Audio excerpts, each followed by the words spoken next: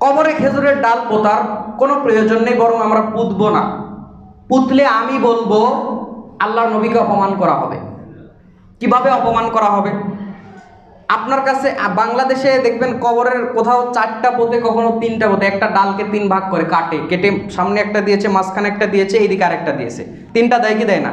কোথাও 4 কোণে 4টা দেয়। বিভিন্ন সিস্টেম আছে। বিদআত করলে কোরআন হাদিসে নাই তো, মন মতো বানাইছে, মন মতো করে। এই জন্য এক এলাকাটার সাথে আরেক এলাকাটা মিলে না, ভিন্ন ভিন্ন হয়ে গেছে। এখন আপনার কাছে আমার প্রশ্ন, কবরে খেজুরের ডাল একটা মানুষকে কবরস্থ করে আপনি পুঁতলেন, তার মানে যে মরছে, যেই মারা যাচ্ছে তার কবরে পুঁতছে।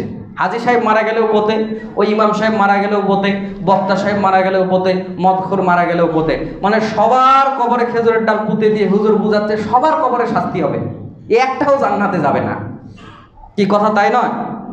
2, আপনি যে ডালটা পুঁতলেন, আল্লাহর নবী একটা ডাল এনেছেন, হাদিসের শব্দ ওটাকে ছিঁড়েছেন, মাঝখানে ছিঁড়েছেন। ওই একটাকেই ছিঁড়ে 2 খণ্ড করেছেন। খেজুরের ডাল দেখবেন ছিঁড়বেন, ছিঁড়তে পারবেন, 2টা 2 দিকে গেছে, 2টা 2 কবরে দিয়ে আল্লাহ নবী বলেছেন যতদিন এগুলো না শুকিয়ে যাবে শাস্তি কম করা হবে। তো এখন প্রশ্ন হলো, এখন এই যে কবরের শাস্তিটা কম, মানে আল্লাহ নবী সাল্লাল্লাহু আলাইহি ওয়াসাল্লাম কমানোর জন্য খেজুরের ডাল পুঁতলেন। আল্লাহ নবীকে জানানো হয়েছে যে কবরের শাস্তি হচ্ছে, তাই তিনি পুঁতলেন। আল্লাহ নবী সাল্লাল্লাহু আলাইহি ওয়াসাল্লামকে জানানো হলো, তো আপনাকে কে বলে গেল যে শাস্তি হচ্ছে তাই আপনি পুঁতলেন? প্রশ্ন নাম্বার 3, আল্লাহর নবী সাল্লাল্লাহু আলাইহি ওয়াসাল্লাম বিশেষ 2টা গুনার কারণে 2 কবরে খেজুরের ডাল পুঁতেছেন। আপনি পাইকারি হালে পুঁতছেন, বিশেষ 2টা গুনার কারণে আল্লাহ নবী পুঁতে দিয়েছেন। আপনার আমার সব গুনার কারণে যে শাস্তি কম হবে এরকম কোনো কথা তো আল্লাহ নবী বলে দেন নাই। প্রশ্ন নাম্বার 4, আল্লাহর নবী সাল্লাল্লাহু আলাইহি ওয়াসাল্লাম ওই একদিন খেজুরের ডাল পোতার পর আর কোনো দিন আল্লাহ নবী এমন কোনো কাজ করেছেন, সাহাবীরা এমন কোনো কাজ করেছে, এরকম কোনো রেওয়ায়েত আপনি আনতে পারবেন না। মানে কোনোদিন আর কেউ করে না, ওই একদিনই আল্লাহ নবী করে দিয়েছে। তো সাহাবীরা বুঝলো আর আপনি আমি বুঝতে পারলাম না। সৌদি আরবে কি খেজুর গাছ কম আছে?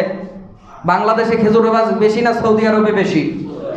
একটা কবরে, আপনারা যারা গেছেন হজ উমরা করতে, একটা কবরে কবর দিচ্ছে, দিয়ে যাচ্ছে, একটা থেকে খেজুরের ডাল পুঁতছে।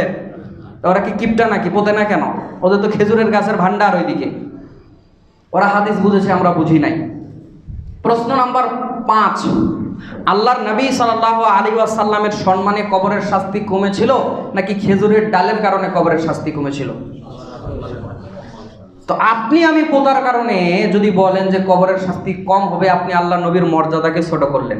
আবারও বলছি, সেই দিন কবরের শাস্তি কম হয়েছিল আল্লাহর নবীর বরকতে, আল্লাহর নবীর ফজিলতে, খেজুরের ডালের ফজিলতে নয়।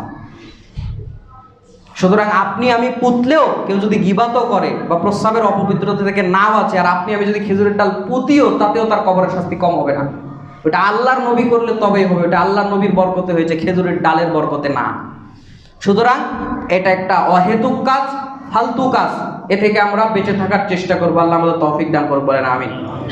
মরার পরে খেজুরের ডাল দিয়ে কবরের শাস্তি থেকে বাঁচতে যাচ্ছেন, এখনই আল্লাহর কাছে বলেন না, আল্লাহুম্মা ইন্নী আসআলুকাল জান্নাতাল ফিরদাউস, আল্লাহুম্মা আজিরনি মিনান নার। বলেন আল্লাহুম্মা আজিরনি মিনান নার 3 বার বলেন। জাহান্নাম আল্লাহকে বলবে, আল্লাহ এই ব্যক্তি আমার মধ্যে ঢুকতে চায় নাকি, আমার মধ্যে ঢুকায় না, এটা মাফ করে দাও। মরার পরে খেজুরের ডাল পুঁতবে, তারপর শাস্তি কমায় নিতে যাচ্ছেন, এখনই বলেন না আল্লাহর কাছে, আল্লাহ এখনই তো জাহান্নাম থেকে আপনাকে বাঁচিয়ে দিবে।